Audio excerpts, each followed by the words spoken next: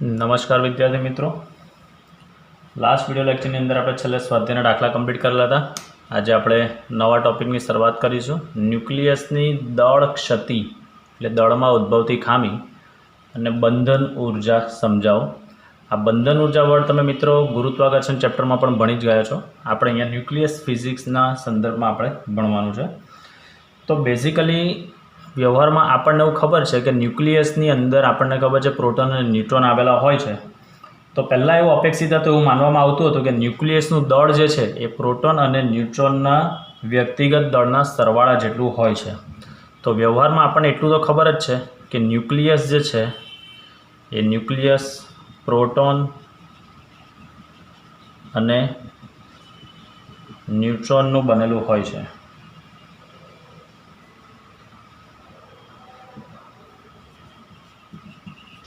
चलो अने एवं अपेक्षित हतुं एवं मानवामां आवतुं हतुं।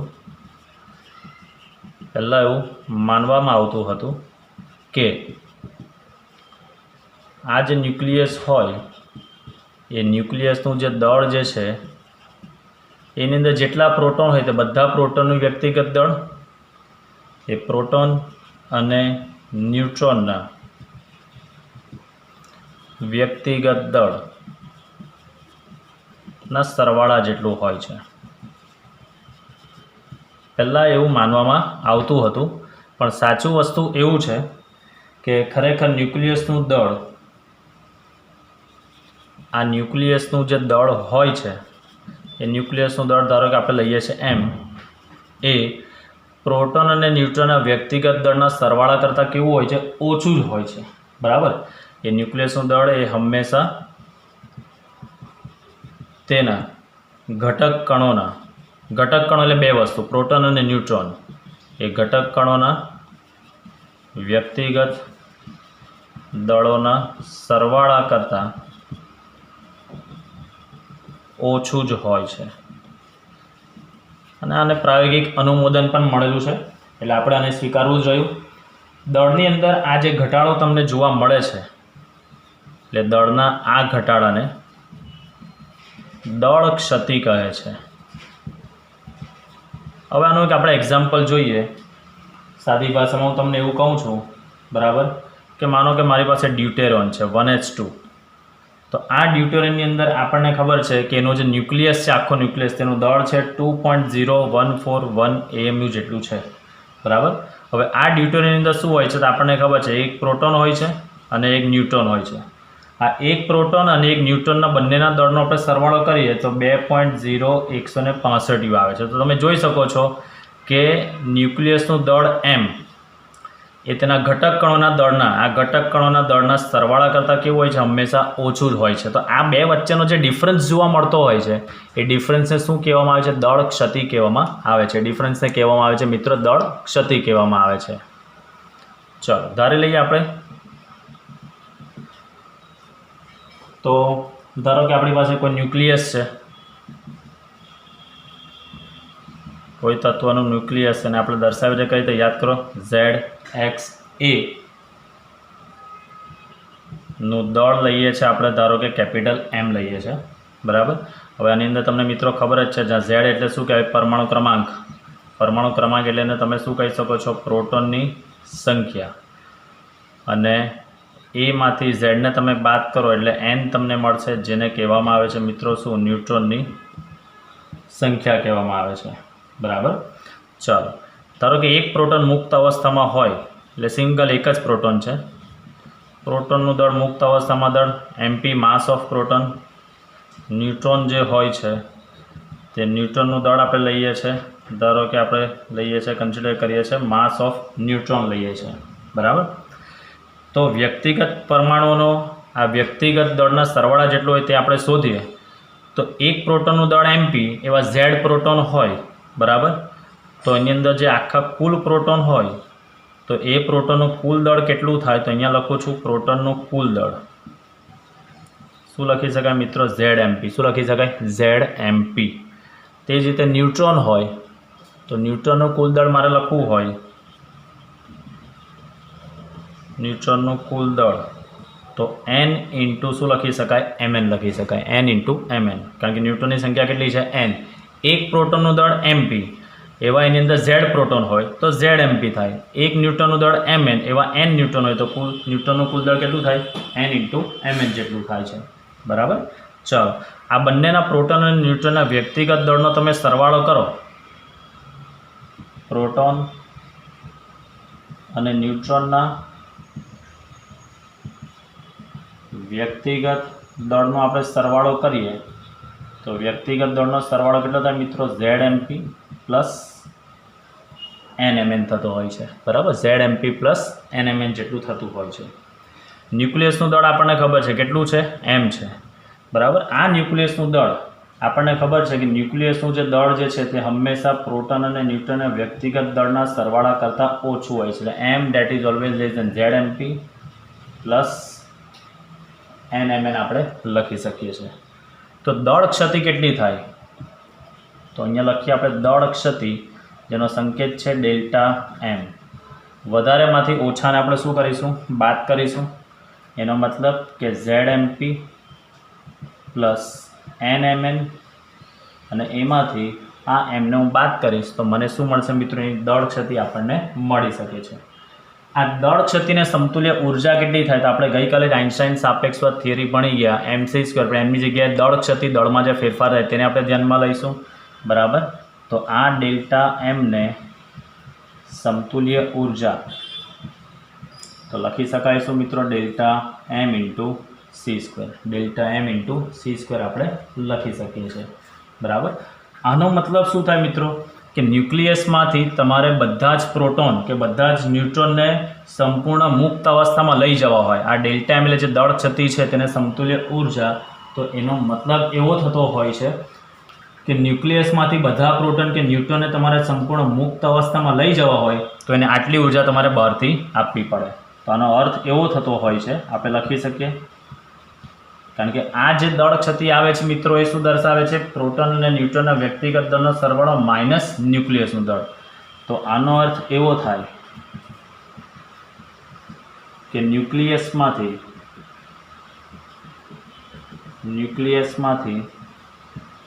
બધા પ્રોટોન અને ન્યુટ્રોનને, અત્યારે બધા કેવા છે? અંદર ન્યુક્લિયસમાં બંધિત અવસ્થામાં છે.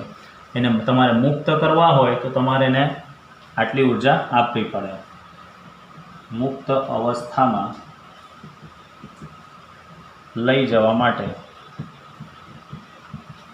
આટલી ઉર્જા, આટલી એટલે ડેલ્ટા mc² જેટલી ઉર્જા તમારે બહારથી આપવી પડે છે.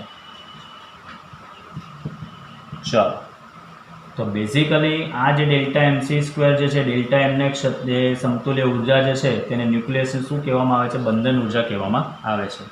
તો અહીંયા આપણે લખી શકીએ છીએ, આથી દળ ક્ષતિ ડેલ્ટા m ને સમતુલ્ય ઉર્જા ડેલ્ટા mc² ને ન્યુક્લિયસને શું કહેવામાં આવે છે મિત્રો? એની બંધન ઉર્જા કહેવામાં આવે છે. શું કહેવામાં આવે છે? એની બંધન ઉર્જા કહેવામાં આવે છે. આ બંધન ઉર્જા એ કુલ બંધન ઉર્જા એને કહેવામાં આવે છે. પણ ધારો કે મારે ન્યુક્લિયોન દીઠ બંધન ઉર્જા શોધવી છે. ન્યુક્લિયોન દીઠ બંધન ઉર્જા. ન્યુક્લિયોન દીઠ એટલે શું મિત્રો? કે ધારો કે મારે ખાલી એક જ પ્રોટોનને મુક્ત કરવો છે અથવા તો એક જ ન્યુટ્રોનને મારે મુક્ત કરવો છે, તો શું? તો આની અંદર મેઇન વસ્તુ લખી શકીએ કે ન્યુક્લિયોનની બંધન ઉર્જા, જે ન્યુક્લિયસ છે એ ન્યુક્લિયસની બંધન ઉર્જા જે છે એ બંધન ઉર્જાને પરમાણુ દળાંક એ, આ પરમાણુ દળાંક એટલે એને શું કહી શકાય મિત્રો? ન્યુક્લિયોનની સંખ્યા. એટલે કે ન્યુક્લિયોનની સંખ્યા વડે ભાગતા ન્યુક્લિયોન દીઠ બંધન ઉર્જા તમને મળે. ન્યુક્લિયોન દીઠ બંધન ઉર્જા મળે છે. એટલે આના પરથી ન્યુક્લિયોન દીઠ બંધન ઉર્જાનું સૂત્ર શું થઈ જાય મિત્રો? ન્યુક્લિયોન દીઠ બંધન ઉર્જાનું સૂત્ર આપણે લખવું હોય તો EBN, કુલ બંધન ઉર્જા ભાગ્યા કુલ ન્યુક્લિયનની સંખ્યા. EB ભાગ્યા A તમે લખો તો એનો મતલબ થાય છે કે એક પ્રોટોનને તમારે મુક્ત કરવો હોય અથવા તો એક ન્યુટ્રોનને મુક્ત કરવો હોય તો તેને આટલી ઉર્જા એને આપવી પડતી હોય છે. આ EB શું દર્શાવે મિત્રો? આ જે સમતુલ્ય છે બહારથી આપણી બંધન ઉર્જા જે છે, આ બંધન ઉર્જાનો સંકેત શું છે? EB છે. શું કહેવાય? EB. બરાબર, આને બંધન ઉર્જા કહેવામાં આવે છે. આ બંધન ઉર્જા એટલે બધા જ પ્રોટોન ને બધા જ ન્યુટ્રોનને મુક્ત કરવા માટેની કુલ ઉર્જા. પણ મારે એક પ્રોટોન કે એક ન્યુટ્રોન મારે શોધવું હોય તો તેને મારે શું કરવું પડે? કુલ બંધન ઉર્જા ભાગ્યા મારે પરમાણુ દળાંક અથવા તો ન્યુક્લિયરની સંખ્યા વડે ભાગી નાખું તો મને એક પ્રોટોન કે એક ન્યુટ્રોનને મુક્ત કરવા માટેની બંધન ઉર્જા મને મળતી હોય છે. તો આ હતો મિત્રો કન્સેપ્ટ દળ ક્ષતિ અને બંધન ઉર્જાનો કન્સેપ્ટ હતો. હવે આપણે એક આ ડ્યુટેરિયમનું ઉદાહરણ જોઈએ અને આપણે બંધન ઉર્જા ડ્યુટેરિયમની શોધીએ અને એની ન્યુક્લિયન દીઠ બંધન ઉર્જા જે છે તે આપણે શોધીએ અને કન્સેપ્ટને થોડો ઓર વધારે ક્લિયર કરીશું. ચલો મિત્રો, આપણે ડ્યુટેરિયમ માટે આપણે દળ ક્ષતિ શોધીએ અને એની બંધન ઉર્જા અને ન્યુક્લિયન દીઠ બંધન ઉર્જા શોધીએ. તો ડ્યુટેરિયમનું સૂત્ર તમને ખબર છે, 1h2 એનું દળ આપેલું છે 1.0141, 2.0141. માસ ઓફ પ્રોટોન 1.00784 U આ બી આપેલું હોય. માસ ઓફ ન્યુટ્રોન 1.00866 U છે. બરાબર. ચલો, તમારે શોધવાનું છે દળ ક્ષતિ. દળ ક્ષતિ શોધવા માટે પહેલાં તો આપણે શું શોધવું પડે? મેઇન વસ્તુ કે ડ્યુટેરિયમની અંદર આ 1h2 ડ્યુટેરિયમ છે એની અંદર શું હશે? એક પ્રોટોન અને એક ન્યુટ્રોન હોય છે. તો આપણે એનો વ્યક્તિગત દળોનો સરવાળો કરે એટલે એક પ્રોટોન વત્તા એક ન્યુટ્રોનનો દળનો સરવાળો કરે એટલે 1.00784 પ્લસ 1.00866. એનો આન્સર આવે છે 2.0165 U. બરાબર. હવે આપણે દળ ક્ષતિ શોધવું હોય તો દળ ક્ષતિનું સૂત્ર શું છે આપણી પાસે? યાદ કરો મિત્રો, ZMP plus NMN minus M. એટલે વ્યક્તિગત દળ જે આપણે અહીંયા શોધેલું જ છે 2.0165 માઇનસ ન્યુક્લિયસનું દળનું આપ્યો છે 2.0141. તો આનો જવાબ આવે છે, બાદબાકી તમે કરશો એટલે 0.0024 U જેટલું દળ ક્ષતિ આવે છે. હવે આ દળ ક્ષતિને સમતુલ્ય ઉર્જા આપણે શોધવું હોય, ડેલ્ટા એમને સમતુલ્ય ઉર્જા = સૂત્ર છે આપણી પાસે ડેલ્ટા MC². તો યાદ કરો, આપણે ગઈકાલે જોઈ છે કે જો દળ ક્ષતિ 1 U જેટલી હોય તો એને સમતુલ્ય ઉર્જા આપણે મિલિયન ઇલેક્ટ્રોન વોલ્ટમાં જોઈ ગયેલા હતા, 931.48 મિલિયન ઇલેક્ટ્રોન વોલ્ટ. તો અત્યારે આપણી પાસે દળ ક્ષતિ કેટલી છે? 0.0024 ગુણ્યા 931.48 મિલિયન ઇલેક્ટ્રોન વોલ્ટ. આ આપણે ગઈકાલે રિલેશન જોઈ ગયા છે. તો એ જવાબ આવે છે 2.24 મિલિયન ઇલેક્ટ્રોન વોલ્ટ આવે છે. 2.24 મિલિયન ઇલેક્ટ્રોન વોલ્ટ. આનો મતલબ શું થાય મિત્ર? કે આ 1h2 માંથી એક પ્રોટોન અને એક ન્યુટ્રોન બંનેને એક સાથે મારે કાઢવા હોય તો મારે કેટલી ઉર્જા આપવી પડે ને? 2.24 મિલિયન ઇલેક્ટ્રોન વોલ્ટ જેટલી ઉર્જા આપવી પડે. આ જે સમતુલ્ય ઉર્જા જે છે તે એને શું કહેવામાં આવે છે મિત્રો? બંધન ઉર્જા કહેવામાં આવે છે. એટલે આ જે ઉર્જા આવી એ અત્યારે એની અંદર જોડાયેલા છે, ડ્યુટેરિયમની અંદર એક પ્રોટોન એક ન્યુટ્રોનની અંદર જોડાયેલા છે. એટલે આ શું કહેવામાં આવે છે મિત્રો? એની બંધન ઉર્જા કહેવામાં આવે છે. બરાબર. ચાલો, હવે મેઇન વસ્તુ કે મારે એની અંદરથી એક પ્રોટોન કે એક ન્યુટ્રોનને ભેગા રચીને જ્યારે 1h2 રચે છે તો એ 2.24 મિલિયન ઇલેક્ટ્રોન ઉર્જા ઉત્પન્ન કરે છે. માનો કે મારે ન્યુક્લિયન દીઠ બંધન ઉર્જા શોધવી છે. હવે એક પ્રોટોન માટે જ શોધી છે કે એક પ્રોટોનને બહાર કાઢવું હોય તો કેટલી ઉર્જા? તો હું શોધી કાઢું અહીંયા ન્યુક્લિયન દીઠ બંધન ઉર્જા એટલે કે EBN બરાબર સૂત્ર શું લખી શકાય? કુલ બંધન ઉર્જા ભાગ્યા A. કુલ બંધન ઉર્જા એટલે કેટલી આવી મિત્ર? 2.24 મિલિયન ઇલેક્ટ્રોન વોલ્ટ ભાગ્યા એનો પરમાણુ દળાંક કેટલો છે અહીંયા? 2. તો કેટલા આવશે? 1.12 મિલિયન ઇલેક્ટ્રોન વોલ્ટ. કેટલો આવશે મિત્ર? 1.12 મિલિયન ઇલેક્ટ્રોન વોલ્ટ. આનો મતલબ કે એક પ્રોટોનને ખાલી બહાર કાઢવું હોય તો 1.12, બીજા એક ન્યુટ્રોનને ખાલી બહાર કાઢવું હોય તો એને પણ 1.12. તો ટોટલ કેટલી થશે? 2.24 આવી જશે. તો આ રીતે આપણે દાખલા કરવાના છે. આ જસ્ટ એક એક્ઝામ્પલ છે, આપણે સ્વાધ્યાયમાં આવા દાખલા છે તેને આપણે અભ્યાસ કરીશું. ચાલો, તો આ આપણે મિત્રો હવે કમ્પ્લીટ કરી દીધું છે કે દળ ક્ષતિ, ન્યુક્લિયન દીઠ બંધન ઉર્જા કેટલી છે તે એ આપણે કમ્પ્લીટ કર્યું. હવે આપણે ખાસ જોવાનું છે બંધન ઉર્જા વિરુદ્ધ પરમાણુ દળાંકના આલેખનું સ્વરૂપ સમજવાનું છે.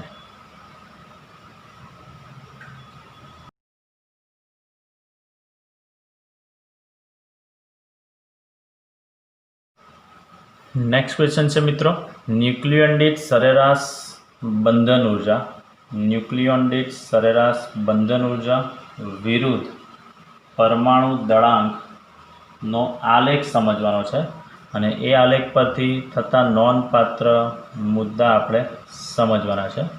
તો અહીંયા હું દોરીશ હવે એનો આલેખ. સો વિદ્યાર્થીઓ, સરેરાશ બંધન ઉર્જા વિરુદ્ધ પરમાણુ દળાંકનો આલેખ દોરેલો છે. આ એક્સ એક્સ પર લીધેલો છે પરમાણુ દળાંક, વાય એક્સ પર લીધેલું છે આપણે ન્યુક્લિયોન દીઠ બંધન ઉર્જાનું મૂલ્ય લીધેલા છે. 0, 50, 100, 150, 200 અને 250. અહીંયા છે 0, 2, 4, 6, 8 અને 10. આ પહેલું છે, અહીંયા લખેલું છે તે નામ બોલતો જાઉં છું મિત્રો, ખાસ સમજવા. ડ્યુટેરિયમ, ટ્રિટિયમ, ત્યારબાદ છે અહીંયા helium, lithium, carbon, nitrogen, oxygen, અહીંયા જો ઉપર આ સલ્ફર, આ Fe, મોલિબ્લેડનમ, આયોડિન, યુરેનિયમ. બરાબર, ચાલો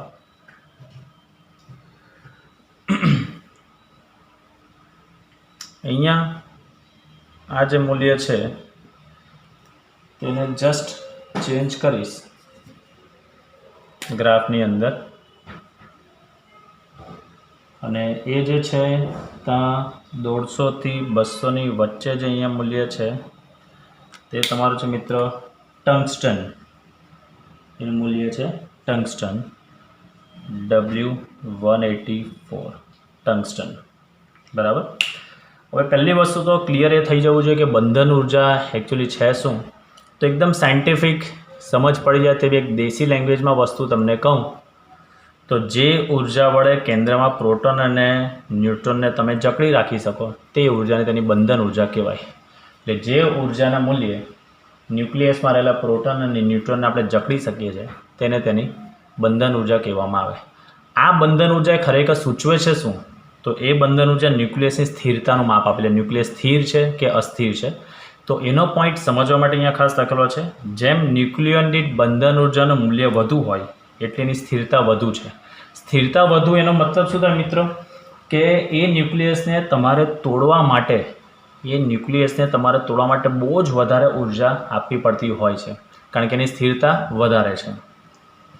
અને EBN એટલે ન્યુક્લિયોન દીઠ બંધન ઉર્જાનું મૂલ્ય જેટલું ઓછું તેટલી એની સ્થિરતા કેવી હોય છે? ઓછું. એટલે એને તોડવા માટે ઓછી ઉર્જાની જરૂર પડતી હોય છે.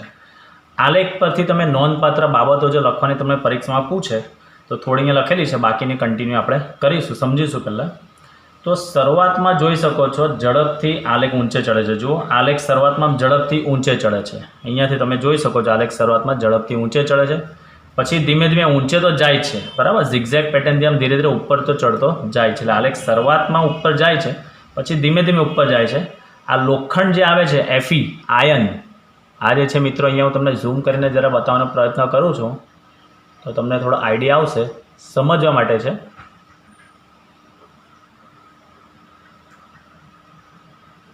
અહીંયા તમને લખેલું દેખાશે આ Fe. બરાબર. તો Fe પાસે જે છે, લોખંડ પાસે બાઇન્ડિંગ એનર્જી પર ન્યુક્લિયરનું મૂલ્ય સૌથી મહત્તમ છે.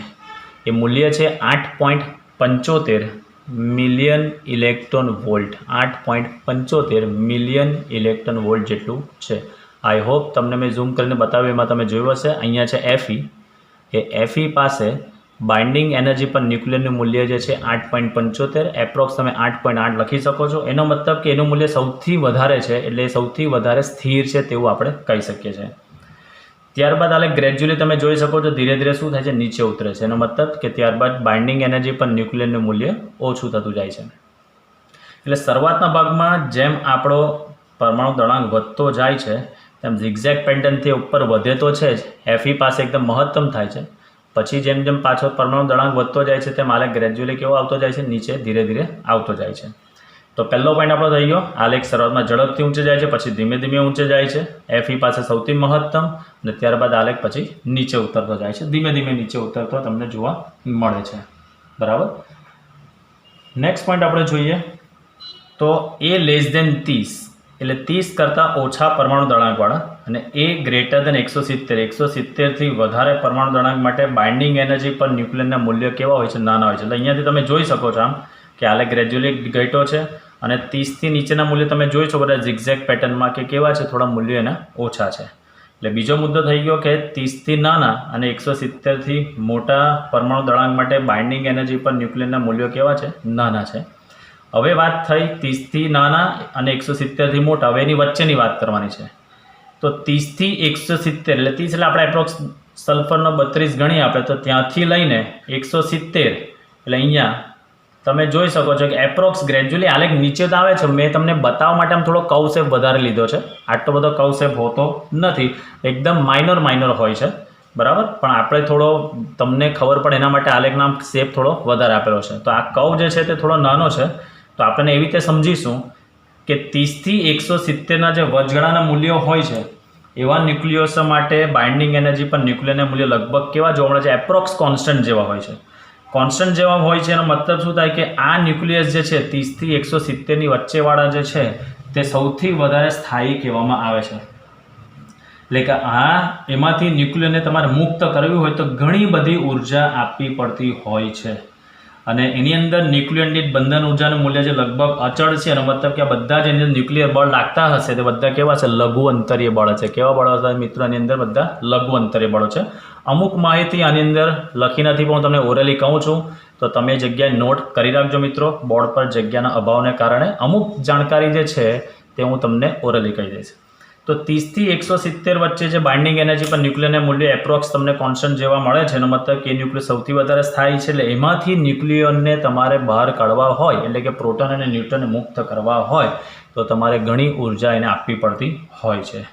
અને એ 30થી 170 જે વચગાળાના જે પરમાણુ દળાંકવાળીના બાઇન્ડિંગ એનર્જીના મૂલ્યો જે છે તે એ ગ્રેટર દેન 170 કરતાં ઘણા વધુ છે. જુઓ આ 184 અને અહીંયા એફઈની વાત કરો તો જુઓ આ બંને વચ્ચે બાઇન્ડિંગ એનર્જીનો ડિફરન્સ તમને જોવા મળશે જ. એટલે 30થી 170 વચ્ચે જે બાઇન્ડિંગ એનર્જી પર ન્યુક્લિયરના મૂલ્યો જે છે તે 170 કરતાં 170 જેનો પરમાણુ દળાંક છે તેની બાઇન્ડિંગ એનર્જી પર ન્યુક્લિયરના મૂલ્યો કરતાં એના મૂલ્યો કેવા છે, વધારે તમને જોવા મળશે. બરાબર છે. ચાલો, મેઇન વસ્તુ આ જે સ્ટાર્ટિંગના ભાગમાં જે તમને જોવા મળે છે હવે આપણે એની તમને રજૂઆત કરીએ. તો નેક્સ્ટ પોઈન્ટ એવો છે મિત્રો કે તમે આ બાજુના સેક્શનમાં તમે જોઈ શકો છો કે અહીંયા જે ન્યુક્લિયર દીઠ બંધન ઉર્જાના મૂલ્યો જે છે એટલે કાર્બન છે, ઓક્સિજન છે, તે બધાની વાત કરીએ આપણે. તો કાર્બન છે, ઓક્સિજન છે, બરાબર. એ બધા માટે જે ન્યુક્લિયર દીઠ બંધન ઉર્જાનું મૂલ્ય, હવે ન્યુક્લિયર દીઠ બંધન ઉર્જાનું મૂલ્ય બોલાય છે એને હું શોર્ટમાં લખી દઉં છું EBN. બરાબર છે. એ EBNના જે મૂલ્યો જે છે એ તેના પડોશી ન્યુક્લિયસ, એના જે પડોશી ન્યુક્લિયસો હશે એ પડોશી ન્યુક્લિયસ માટેના મૂલ્યો કરતાં વધારે છે. તો એનો મતલબ અહીંયા તમે જોઈ શકો છો હિલિયમની વાત કરતો હિલિયમના પડોશી હાઇડ્રોજન કરતાં વધારે છે. બરાબર. લિથિયમ કરતાં વધારે છે. કાર્બનની વાત કરીએ તો નાઇટ્રોજન કરતાં કેવું છે, એ વધારે છે. આ ઓક્સિજન જે છે તે પણ નાઇટ્રોજન કરતાં કેવું છે, વધારે છે.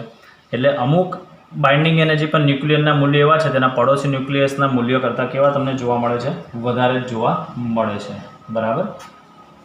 ત્યારબાદ તમે જોઈ શકો છો હવે આની અંદર કે આપણે બે વસ્તુનો અભ્યાસ ખાસ કરવાનો છે મિત્રો આની અંદર, ન્યુક્લિયર વિખંડન અને ન્યુક્લિયર સંલયન. જે તમે ફ્યુઝન અને ફિઝન આ બે નામથી તો પરિચિત છો, તો તે કેમ થાય છે પ્રક્રિયા, તો તે આપણે બંધન ઉર્જા પરથી આપણે સમજવાની છે. તો 4 પોઈન્ટ મિત્રો ફરી પાછું એક રિવિઝન કરી લઈએ. આલેખ શરૂઆતમાં ઝડપથી ઊંચે જાય છે, ગ્રેજ્યુઅલી વધતો જાય છે. એ બરાબર 56 Fe જે છે લોખંડ તેની પાસે મહત્તમ થાય છે, પછી એ પાછું ધીમે ધીમે નીચે આવે છે. 30થી નાના અને 170થી મોટા પરમાણુ દળાંક માટે બાઇન્ડિંગ એનર્જી પર ન્યુક્લિયરના મૂલ્યો કેવા છે, નાના છે. 30 થી 170ની વચ્ચેના મૂલ્યો લગભગ એપ્રોક્સ કોન્સ્ટન્ટ છે, એટલે એ સૌથી વધુ સ્થાયી છે. એટલે એની અંદર તમારે પ્રોટોનને ન્યુટ્રનને મુક્ત કરવા હોય તો સૌથી વધારે ઉર્જા આપવી પડતી હોય છે. અને 30 થી 170ની વચ્ચે જે બાઇન્ડિંગ એનર્જી પર ન્યુક્લિયરના મૂલ્યો જે છે તે 170 કરતાં જેના દળાંક મોટા છે તેના કરતાં ઘણા મોટી મૂલ્ય છે. એટલે આ EBNના મૂલ્ય એના વધારે છે. અમુક પડોશી પરમાણુ એવા છે કાર્બન 12 O16 બરાબર. ત્યારબાદ આની અંદર તમે બીજું એક્ઝામ્પલ લખી શકો છો આ He4. એના જે બાઇન્ડિંગ એનર્જી પર ન્યુક્લિયરના મૂલ્યો જે છે EBNના મૂલ્યો તે તેના પડોશી પરમાણુના ન્યુક્લિયસ કરતાં કેવા છે, થોડા વધારે છે. હવે આપણે જે વાત કરવાની છે મિત્રો તે ન્યુક્લિયર વિખંડન અને ન્યુક્લિયર સંલયનની વાત કરવાની છે. તો એ આપણે સમજીશું. આ મુદ્દા મિત્રો હવે હું અહીંયાથી રફ કરી નાખું છું, કારણ કે આપણે વિખંડન અને સંલયનની આપણે ચર્ચા કરવાના છે તે માટે. ચલો મિત્રો, તો હવે આપણે ચર્ચા કરીએ કે આપણે એવું જોઈ ગયા છે આ નોંધપાત્ર બાબતમાં જ કન્ટિન્યુઅસ અહીંયાથી શરૂઆત કરું છું. જે A ગ્રેટર દેન 170 માટે EBNના જે મૂલ્યો જે છે એ EBNના મૂલ્યો કેવા છે, નાના છે, એટલે ઓછા છે. હવે મેઇન વસ્તુ જેનો પરમાણુ દળાંક જે મોટો હોય તો એ બધા તત્વો જે છે મિત્રો કયા કહી શકાય, ભારે તત્વો કહી શકાય. અને ભારે તત્વોની અંદર બીજી વસ્તુ ખાસ ધ્યાન રાખવાની, બરાબર. આપણે બે પ્રકારના તત્વોની ચર્ચા કરવાની છે, હલકા તત્વો અને ભારે તત્વો. તો બેઝિકલી ભારે તત્વો એટલે શું કે જેનો પરમાણુ દળાંક મોટો હોય, બરાબર. જેનો પરમાણુ દળાંક મોટો હોય તે ભારે તત્વ કહી શકાય. અને બીજું એનું જાણકારી માટે યાદ રાખવાનું, જેનો સમજવા માટે અહીંયા લખું છું, જેનો દળાંક મોટો, પરમાણુ દળાંક મોટો તે ભારે તત્વ હોય.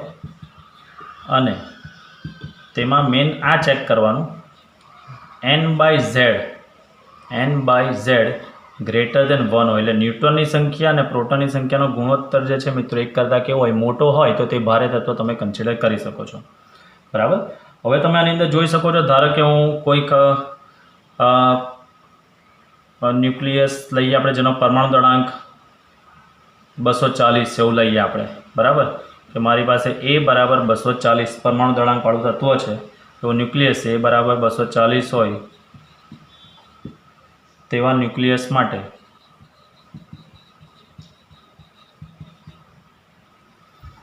EBNનું મૂલ્ય એના કરતાં હલકા, એનો મતલબ કે જેનો દળાંક 120 વાળો હોય, ધારો કે તેનું મૂલ્ય 120 દળાંક હોય તેવા ન્યુક્લિયસ કરતાં સ્વાભાવિક વસ્તુ છે કેવું છે, ઓછું છે. એટલે 240 વાળાનું મૂલ્ય જે છે એ 120 વાળાના મૂલ્ય કરતાં કેવું હશે, ઓછું જ હશે. તમે જોઈ શકો છો 240 એટલે 200 થી 250ની વચ્ચે, અને 120 એટલે 100 થી 150ની વચ્ચે લઈએ. એટલે આ એક મૂલ્ય અહીંયા છે અને બીજું મૂલ્ય અહીંયા છે. તો તમે જોઈ શકો છો આની અંદર કે જો ભારે ન્યુક્લિયસ હોય તેનું બે હલકા ન્યુક્લિયસમાં જો વિભાજન થાય, તેથી આપણી પાસે કોઈ ભારે ન્યુક્લિયસ હોય, એ ભારે ન્યુક્લિયસનો ધારો કે બે હલકા ન્યુક્લિયસમાં વિભાજન પામે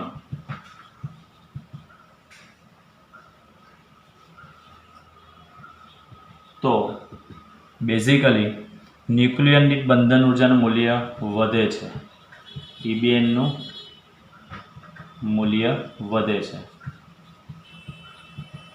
એટલે કે ન્યુક્લિયર દીઠ બંધન ઉર્જાનું મૂલ્ય વધે છે. ફોર એક્ઝામ્પલ લઈએ, આ 240ના આપણે 120, અથવા તો હું માની લઉં કે 240 જે છે તેના બે ભાગ પાડું છું. ફોર એક્ઝામ્પલ 100 અને બીજો 140, આવા બે ભાગ પડ્યા. ફોર એક્ઝામ્પલ લઉં છું, એવું જરૂરી કે આ બેમાં જ ભાગ પડે. તો 100 પાસે ઉર્જા તમે જોઈ શકો છો અને 140 પાસે ઉર્જા જોઈ શકો છો. એ બંનેની ઉર્જાનો તમે EBNના મૂલ્યનો સરવાળો તમે કરશો તો એનો સરવાળો એ 240 વાળાની જેટલી ઉર્જા છે તેના કરતાં કેવો મળશે, તમને વધારે જ મળવાનો છે, બરાબર. એટલે 238 આટલી ઉર્જા છે. આ ઉર્જાને આપણે જોઈએ, ફોર એક્ઝામ્પલ અહીંયાથી આપણે 7 એપ્રોક્સ ગણીએ છીએ. હવે આ MO પાસે જે ઉર્જા છે એપ્રોક્સ 8.4 જેટલી છે, અને માનો કે ભાઈ બીજો 140 છે તો આ 127 પાસે ઉર્જા જે છે તે ગણીએ આપણે, તે બી 8.5 જેટલી છે એવું ગણીએ તો 8.4 અને 8.5નો સરવાળો તમે કરશો તો તમે સ્વાભાવિક વસ્તુ મોટો જ મળવાનો છે. તો કહેવાનો કન્સેપ્ટ કે જ્યારે ભારે ન્યુક્લિયસનું બે હલકા ન્યુક્લિયસમાં વિભાજન થાય ત્યારે તમને બાઇન્ડિંગ એનર્જી પર ન્યુક્લિયરનું મૂલ્ય જે છે તે વધારે મળતું હોય છે, તો એ દર્શાવે છે કે આની અંદર મેક્સિમમ પ્રમાણે ઉર્જા છૂટી પડે છે, એટલે કે તેની અંદર શું છૂટી પડે છે? ઉર્જા છૂટી પડે છે, એટલે કે તેમાં ઉર્જા છૂટી પડે છે અને આ પ્રક્રિયાને કહેવામાં આવે છે ન્યુક્લિયર વિખંડન કહેવામાં આવે છે. ન્યુક્લિયર વિખંડન કહેવામાં આવે છે.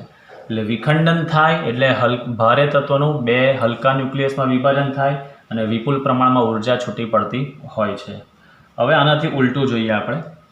ધારો કે મારી પાસે બે હલકા ન્યુક્લિયસ લઉં છું, બરાબર. ધારો કે હવે બે હલકા ન્યુક્લિયસ,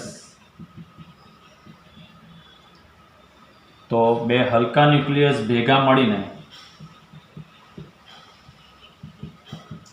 ભારે ન્યુક્લિયસ બને ત્યારે પણ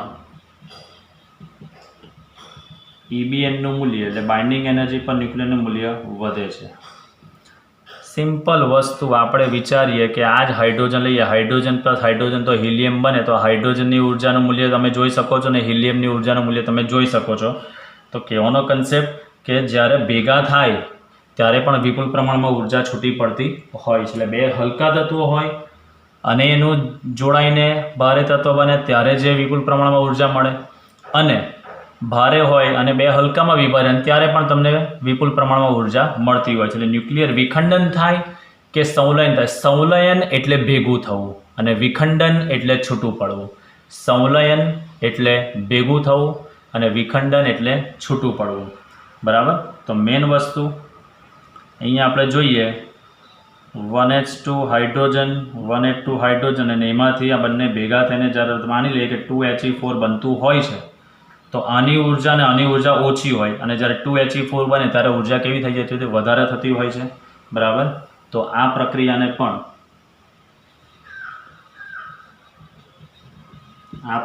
કહેવામાં આવે છે ન્યુક્લિયર સંલયન કહેવામાં આવે છે. સંલયન એટલે હલકું પ્લસ હલકું ભારે, વિખંડન એટલે ભારે ઇઝ ઇક્વલ ટુ હલકું પ્લસ હલકું, બરાબર. તો આ રીતે મેઇન વસ્તુ આની અંદર આપણે સમજવાનું છે. બંધન ઉર્જા વિરુદ્ધ પરમાણુ દળાંકનો આલેખ અહીંયા આપણે પૂર્ણ કરે છે, જેમાં વિખંડન અને સંલયન આ બે પ્રોસેસ લખવી મિત્રો ઘણી ઘણી ઘણી અગત્યની છે.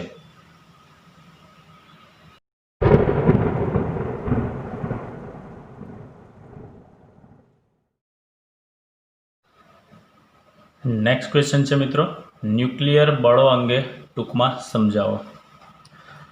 તો હિસ્ટ્રીથી આપણે થોડી શરૂઆત કરીએ. આની હિસ્ટ્રી કંઈક એવું આપણને કહે છે આની અંદર કે પહેલી વસ્તુ તો તમે 11મા ધોરણની અંદર પહેલા ચેપ્ટરમાં બધા બળો વિશે જે માહિતી મેળવી ગયેલા હતા, તેમાં એક સ્ટ્રોંગ ન્યુક્લિયર બળ પણ તમે ભણી જ ગયા છો. અને કુદરતમાં બધા જ બળો કરતાં સૌથી સ્ટ્રોંગેસ્ટ ફોર્સ છે અને એને લીધે ન્યુક્લિયર જે છે, આપણું ન્યુક્લિયસ જે છે તે સ્ટેબલ કન્ડિશનમાં રહેતું હોય છે. તો મેઇન વસ્તુ હિસ્ટ્રીમાં એવું હતું આની અંદર, રુથરફોર્ડ નામના વૈજ્ઞાનિકે જ્યારે અણુ મોડલ આપેલું હતું, રુથરફોર્ડ નામના વૈજ્ઞાનિકે અણુ મોડલ જ્યારે આપેલું હતું, તો એમણે એવું કીધેલું હતું કે મેઇન વસ્તુ ન્યુક્લિયસના કેન્દ્રમાં પોઝિટિવ ચાર્જ જ હોય છે. ન્યુક્લિયસના કેન્દ્રમાં પોઝિટિવ ચાર્જ એટલે પ્રોટોન જ હોય છે. હવે આપણને ખબર છે કે પ્રોટોન વચ્ચે શું લાગતું હોય છે? અપાકર્ષણ બળ લાગતું હોય છે, કારણ કે વિદ્યુતભારિત બળ કુલંબીય બળ આપણે ભણી ગયા છે. તો પ્રોટોન વચ્ચે અપાકર્ષણ બળ લાગતું હોય જ છે. હવે એટલા બધા પ્રોટોન વચ્ચે જ્યારે અપાકર્ષણ બળ લાગે તો સ્વાભાવિક વસ્તુ અપાકર્ષણ બળના મૂલ્યમાં વધારો થવાને કારણે એવું બની શકે કે ન્યુક્લિયસ જે છે તે તૂટી પણ શકે છે, કારણ કે ફોર્સ એટલું બધું લાગતું હોય છે, બરાબર. હવે જસ્ટ એક્ઝામ્પલ આપણે સમજીએ. આ ન્યુક્લિયસ છે, એની અંદર ઘણા બધા ધન વિદ્યુત ભારિત ચાર્જ, આ પ્રોટોન બધા છે. હવે આટલા બધા પ્રોટોનો વચ્ચે સ્વાભાવિક વસ્તુ છે કે જો વધારે પડતું કુલંબીય અપાકર્ષણ બળ લાગે તો એ ન્યુક્લિયસને તોડી પણ શકે છે. છતાં બી ન્યુક્લિયસ તૂટતું નથી, બરાબર. તો એવું પ્રિડિક્શન કરવામાં આવ્યું કે આ કુલંબીય બળની અસરને સમતોલી શકે તેવું એક બીજું બળ અંદર હોવું તો જોઈએ જ, તો જ આ કેન્દ્રની અંદર પ્રોટોન જે છે તે ન્યુક્લિયોન જે છે તે અંદર જકડાઈ રહેતા હોવા જોઈએ, બરાબર. તો તો રુથરફોર્ડે જે અણુ મોડેલ આપેલું હતું તેમાં એણે કીધું કે કેન્દ્રમાં ખાલી પોઝિટિવ ચાર્જ જ હોય છે, પણ એ પોઝિટિવ ચાર્જને કારણે ઘણા બધા પોઝિટિવ ચાર્જને કારણે એની અંદર શું થતું હોય છે કે રિપલ્સિવ ફોર્સ લાગે, એટલે અપાકર્ષણ બળ લાગે છે. એ અપાકર્ષણ બળ જો વધતું જાય તો કેન્દ્ર જે છે તે સ્ટેબલ રહી નહીં શકે. સ્ટેબલ રહી નહીં શકે તો સ્વાભાવિક વસ્તુ છે કે ન્યુક્લિયસ તૂટી પણ શકે છે, પરંતુ ન્યુક્લિયસ તૂટતું નથી. તો એ કોલંબિયન અપાકર્ષણ બળ જે લાગે છે તેને સમતોલતું કોઈ બળ એની અંદર હોવું, એટલું પ્રબળ હોવું જોઈએ કે જેનો સામનો કરી શકતો હોય છે. તો આપણે ફર્સ્ટ પોઈન્ટ અહીંયા જોઈશું.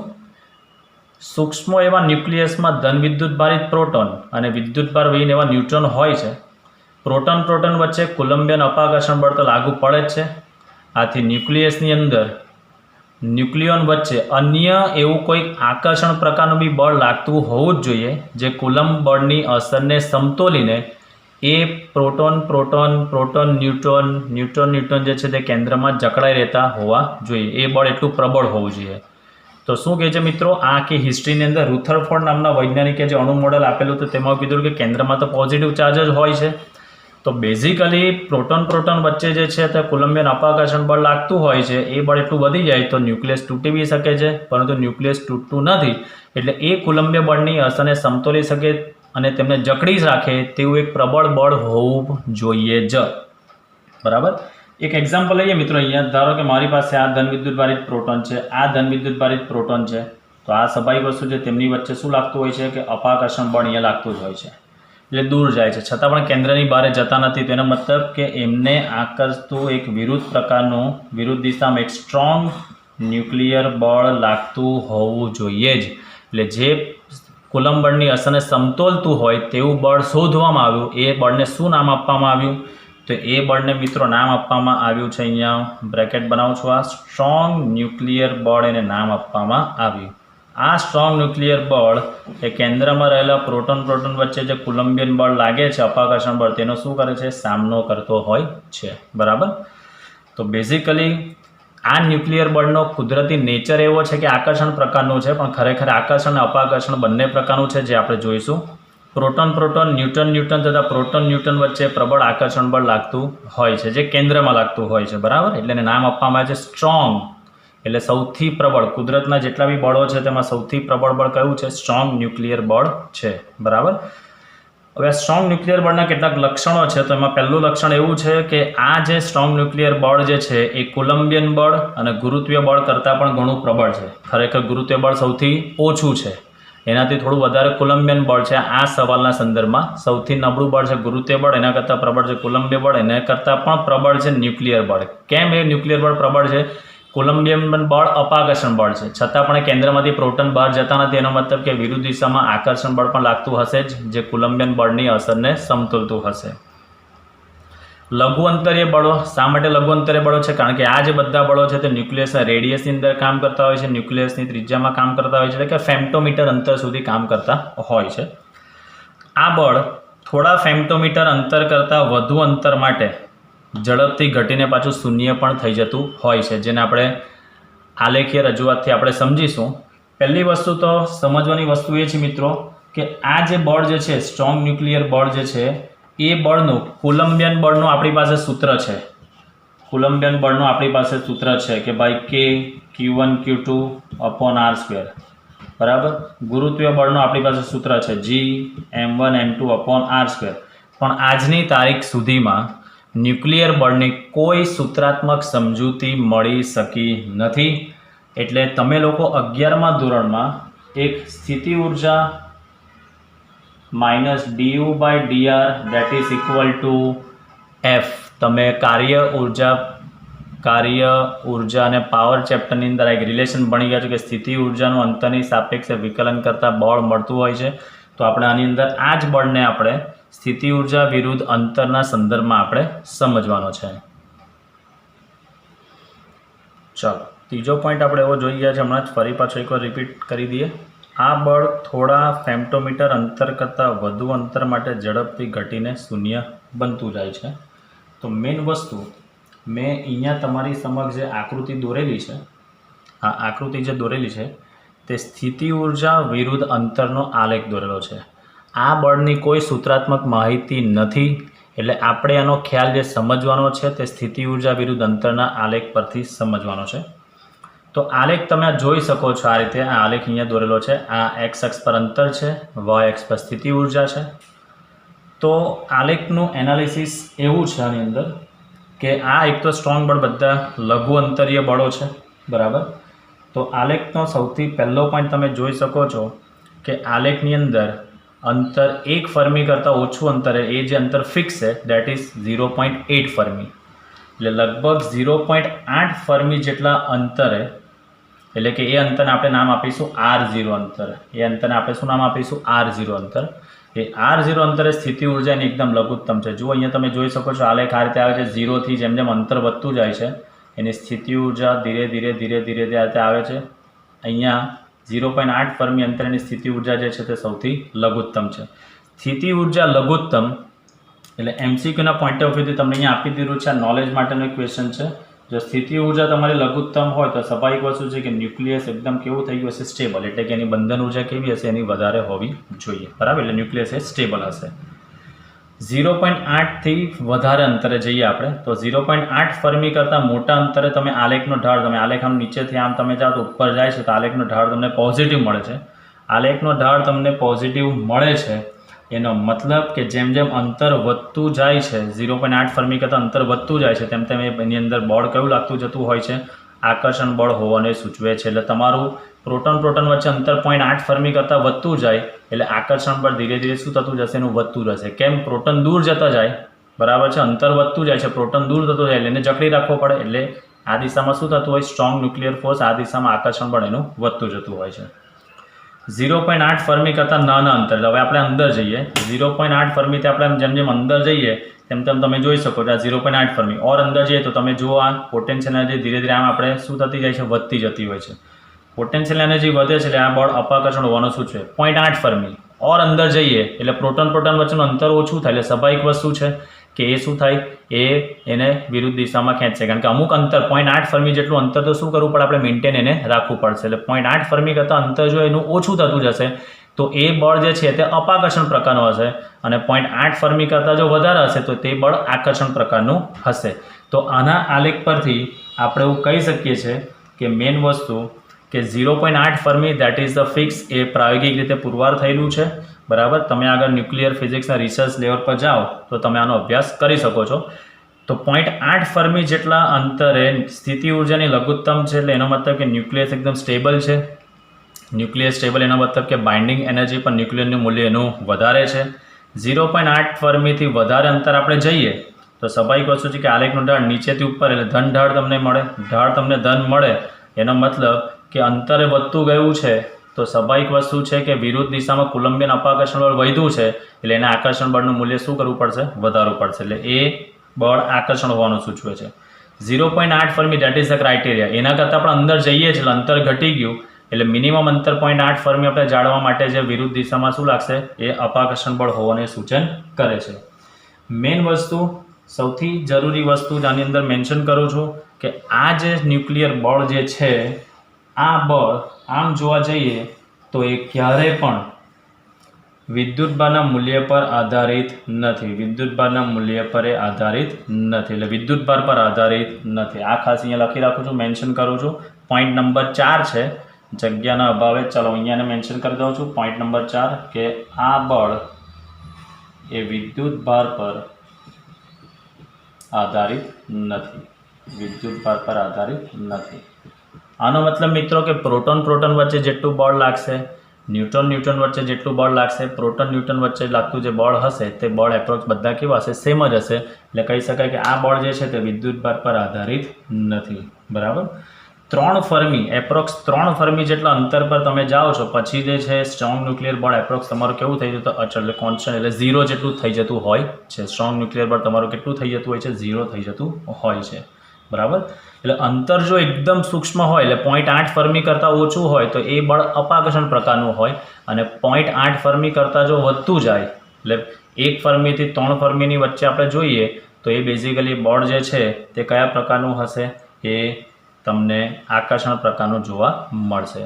તો આ હતું મિત્રો આપણા સ્ટ્રોંગ ન્યુક્લિયર બળની સમજૂતી.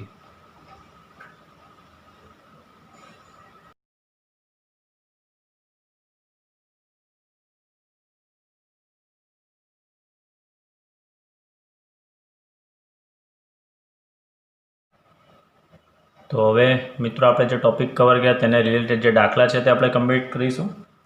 સ્વાધ્યાયનો દાખલા નંબર 13.3 એવું કીધેલું છે, ન્યુક્લિયસ પરમાણુનું દળ તમને આપી દીધેલું છે અને તેની બંધન ઉર્જા તમારે શોધવાની છે. એનો મતલબ કે 7 નાઇટ્રોજન 14 નું દળ એમ એ તમને આપી દીધેલું છે. 14.00307 યુ આ તમને આપી દીધેલું છે. તમારે એની બંધન ઉર્જા શોધવાની છે. તો પહેલાં તો આ જે 7 નાઇટ્રોજન 14 છે તેમાં કેટલા પ્રોટોન હશે? 7 પ્રોટોન હશે.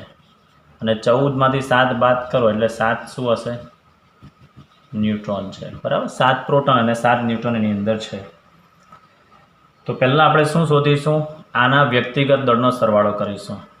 એટલે 7 પ્રોટોન વત્તા 7 ન્યુટ્રોનના દળનો આપણે સરવાળો કરીએ એટલે 7 into mass of proton 1.007825 plus 7 neutron, તો 7 ઇન્ટુ ન્યુટ્રોનનું દળ 1.008665. ચલો આનો ગુણાકાર કરીને તમે સરવાળો કરશો તો તમને એનો જવાબ મળે છે. ચલો 7 ગુણ્યા કરીશું તો 7.054775. 7 ગુણ્યા ન્યૂટનનું દળ કરતા આવે, બંનેનો સરવાળો કરીશું તો મળે છે આપણને અહીંયા 14.11543 યુ. આ યુ એટલે એએમયુમાં છે. હવે આપણે દળ ક્ષતિ શોધી કાઢીએ. દળ ક્ષતિ delta M is equal to આ 14.11543 માઇનસ તમને દળ આપેલું જ છે 14.00307. તમે એની બાદબાકી કરશો તો તમને જવાબ મળશે 0.11236 યુ. એનું તમને દળ ક્ષતિ મળે છે. હવે આપણને ખબર છે કે આ દળ ક્ષતિને સમતુલ્ય ઉર્જા જ આપણે શોધવાની છે. તો આપણને ખબર છે કે 1 યુ હોય તો કેટલી ઉર્જા છે? 931.48 મિલિયન ઇલેક્ટ્રોન વોલ્ટ છે. તો આપણે આને 0.11236 ને સમતુલ્ય કેટલી ઉર્જા થશે? બરાબર, તો એ ઉર્જાને આપણે બાઇન્ડિંગ એનર્જી કહીએ. આપણે ડેલ્ટા એમ ઇન્ટુ એને આપણે 931.48 MEV સાથે ગુણી કાઢશું. એટલે કે 0.11236 ગુણ્યા 931.48 એટલે આનો ગુણાકાર કરતાં તમને જવાબ મળી શકે છે. આપણે કેલ્ક્યુલેટરનો ઉપયોગ કરી શકીએ છીએ મિત્રો. ગુણાકાર કરતાં એનો જવાબ મળશે મિત્રો 104.6577 મિલિયન ઇલેક્ટ્રોન વોલ્ટ. બરાબર, ચાલો તો આ રીતે આપણે નાઇટ્રોજન ન્યુક્લિયસની બંધન ઉર્જા આ રીતે આપણે શોધી શકીએ છીએ.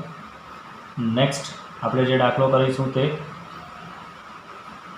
સ્વાધ્યાયનો દાખલા નંબર 13.4 જોઈશું. હવે ચલો, તમને પહેલું આપેલું છે 26 Fe56 નું દળ આપી દીધેલું છે 55.934.939 યુ આપી દીધેલું છે.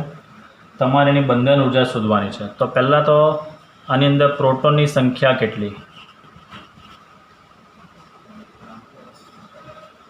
પ્રોટોનની સંખ્યા છે આપણી પાસે 26. ન્યુટ્રોનની સંખ્યા શોધીશું. ન્યુટ્રોનની સંખ્યા એટલે 56માંથી 26ને બાદ કરતા એનો જવાબ આવશે કેટલો? 30. એટલે આપણે ન્યુટ્રોનની સંખ્યા મળી ગઈ અહીંયા કેટલી? 30. ચાલો, હવે મેઇન વસ્તુ આપણે દળ ક્ષતિ શોધવાની છે. તો સૌથી પહેલી જરૂરિયાતની વસ્તુ આપણને એ ખબર આની અંદર હોવી જોઈએ.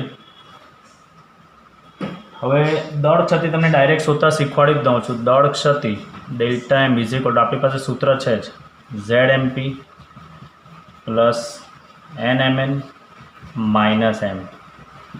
Z એટલે પ્રોટોનની સંખ્યા એટલે 26 ગુણ્યા માસ ઓફ પ્રોટોન, જે પ્રોટોનનું દળ તમને પરીક્ષામાં આપેલું જ હોય છે 1.007825.